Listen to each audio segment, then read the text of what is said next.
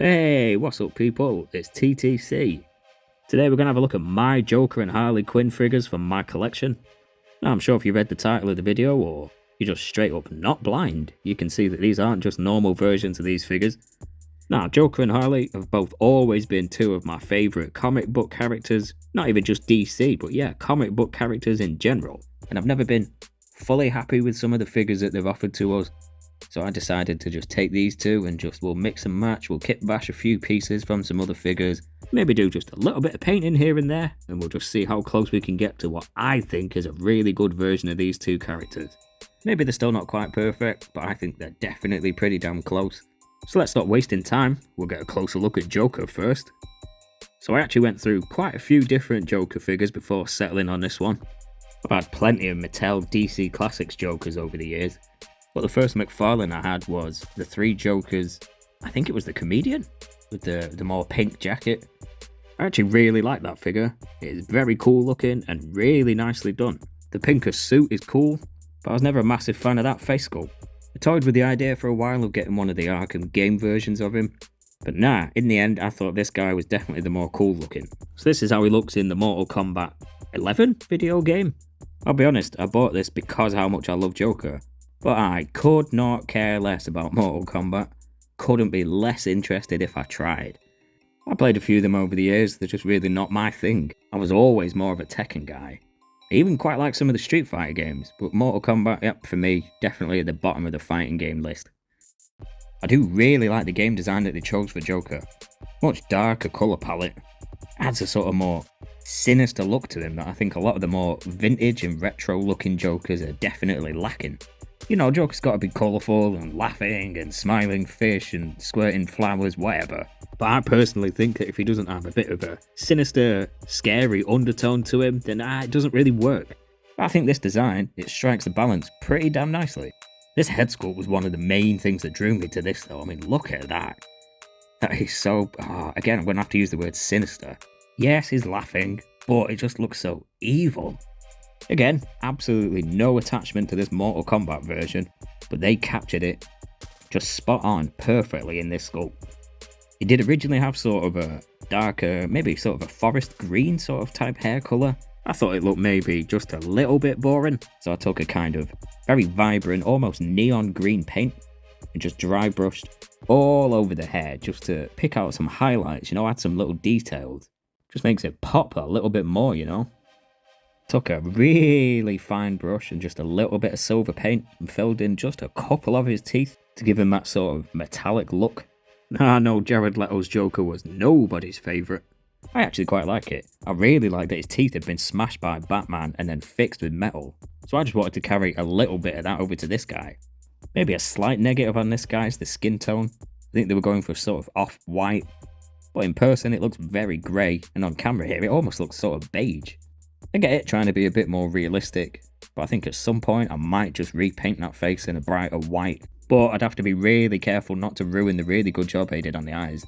The suit is really nicely done on this figure, the whole thing is just covered in sculpted fabric texture, including this nice green shirt. The buttons running down the front were originally just left in this cast green plastic, so I painted them with just a little dab of silver paint. It might not be accurate, I think they're actually supposed to be purple in the game, but the silver stands out much better.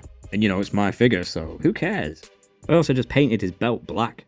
For some reason, they just left it the same colour as the purple pants. It didn't look good. Looks a lot better now. And then whipping out that tiny little paintbrush again, I just added a little bit of silver detail to that belt buckle. I think in the game, his suspenders are actually a more brighter, more fluorescent green, similar to that colour that I added to his hair.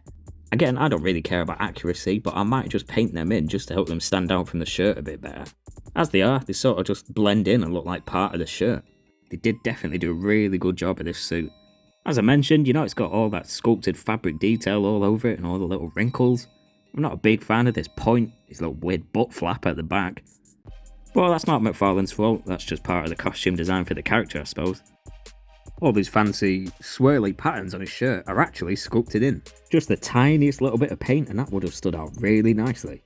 His pants have not only got this fabric texture sculpted in, but also these pinstripes that run all the way from the top to the bottom. Very nicely done. I think if you look really closely, you can see that the knees are actually a sort of darker colour plastic, along with the elbows too. Not a massive deal, it's not super noticeable. I suppose once you start bending him and moving him around, it's even less noticeable, so yeah, I'll give him a pass on that. So it comes with this little generic black circular stand that you always get with Mcfarlane figures. But instead of saying DC like they usually do, this one just says Mortal Kombat across it. And then he's got this little knife. This knife is hilarious, mate. It is so damn thick. Like, look at it. The blade itself is way too big, but look at that handle. What is that? This definitely looks stupid, but wait, it gets worse. So he's also got this cool cane thing, but my god, this is super thick too. Like, look at the size of that baseball bat. It is ridiculous. How is he supposed to hold that? I mean, look, it's as thick as his goddamn arm. It's a shame too, because the end of it is really nicely sculpted with this skull, and that silver paint's really nice too. I don't know how he uses it in the game, if maybe it's more of like a pickaxe more than a cane or whatever, but no, I will not be using this. So I would actually usually have him posed with this pistol that come with, I think it was the first Mcfarlane ammunitions pack. This is pretty cool. It's quite clearly made for Joker with that super elongated barrel. And he holds it pretty damn nicely, it fits pretty well in his hand. Might take a bit of just fiddling around to make it look good, you know. It's a bit awkward to pose with how long it is. So here's a size comparison with Batman. This is the Ben Affleck version of him. I think these two actually look really, really good together. They're both basically pretty comic book accurate costumes, you know, they've just been sort of updated and real life-ified. This would have been a pretty damn good look for a movie Joker. I think they look cool together. These are the Joker and Batman in my collection. And then here's the Arkham Games Penguin. It's the black and white version of him because I could not find the normal one for sale anywhere. Again, they both sort of look like real life versions of comic book characters, so these work together pretty nicely too. And then for no reason, here's the 7-inch Spartan Collection Master Chief. Even though they are both 7-inch, Joker actually seems to be a bit taller than Chief. And then here's teeny tiny little Black Series Ezra Bridger. The bright green on that lightsaber just really shows how dark the colours are on this Joker. Moving on to Harley Quinn next, and this one I'm actually really proud of. This is where a lot of the hard work went into. So the body on this figure actually originally came from a Mattel, I think they called theirs multiverse figures at the end. I think it was basically just the last bit of DC classics that they had, but they updated them just slightly. It was actually a really good figure just on its own. It really upped the game just right at the end there. But I personally was not a fan of the head sculpt that came with this originally. So looking at it now, it's not actually that bad.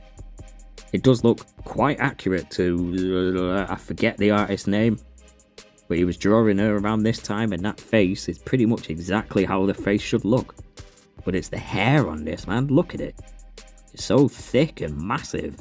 None of the points actually come to points, and I don't know, it looks like icing has been piped all over her head or something, I don't know.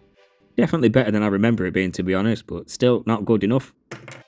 So now this head come from the Margot Robbie Birds of Prey figure. You know, the one where she's wearing the gold sort of dungaree jumpsuit thing. I found that figure for dirt cheap. I think it was only about a $5, still brand new in box. So I scooped that up just so I could steal this head sculpt off it. And I think this looks way better. I added some intentionally quite sloppy and messy blue and pink eyeshadow just round the eyes. Sort of matches how she looks in the movies, but I just think that's a really good look for Harley Quinn anyway. Then I took just a little bit of acetone on the end of a cotton bud and just wiped away this tattoo on her chin there. I think it said rotten originally, but I decided to keep that heart one on her cheek. Then I added just a little bit more vibrant blue and pink just into the ends of her pigtails as they were pretty pale. I really like this look for Harley Quinn. Let's face it, the Jester costume was cool at the time, but it's starting to look a little bit stupid. But this is definitely a very cool modern look for her that keeps in certain design aspects like the red and the black and the diamonds. But let's face it, she's definitely going to be just a little bit colder in this costume. The body's a really nice sculpt. Just right at the end there, Mattel decided to just stop reusing the same clunky bodies for everyone and actually make a little bit of an effort. It's just a shame it was just too late, because it's actually really quite a nice job here. So originally she just had like a black and a red little bangle around her wrist. These blue and pink ones have actually come from an Alexa Bliss figure, and I just think they look really cool with those little spikes on them, so I swapped them out. It was a nice easy swap. Just pull them ones off and stick these ones on. The head isn't actually a perfect fit. The ball peg is just a little bit too small for the head, so if you were to just plop it on normally, she ends up with no neck, and it's pretty damn loose and wobbly. It's pretty easy fix though, you just stick a big wad of blue tack or something, just anything to fill that hole. Use chewing gum if you really must. And there you go, it just helps it sit up a bit higher and a bit tighter.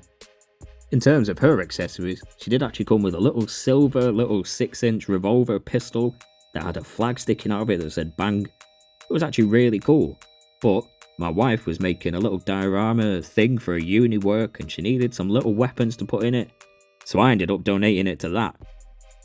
I don't miss it too much, it was pretty cool, but whatever, I'm sure it'd be easy enough to replace at some point. Now the Birds of Prey figure did come with this mallet and I think this is really cool.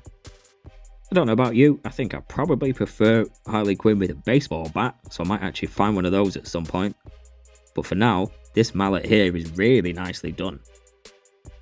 Like having a closer up look, it's clearly made out of wood that's got loads of little bits chipped out of it.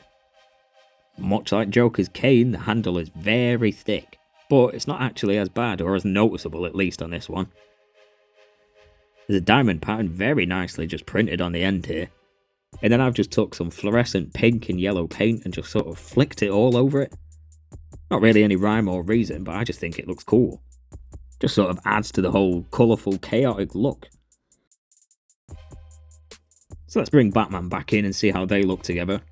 Obviously, being a 6-inch figure, she's going to be a little bit shorter, but I don't think it's actually that noticeable. She just looks like she is shorter than Batman, so weirdly enough, I actually think they work really well together. I personally wouldn't even mix scales together usually, but I don't even think it's that noticeable. And here's a Dark Knight Rises Catwoman.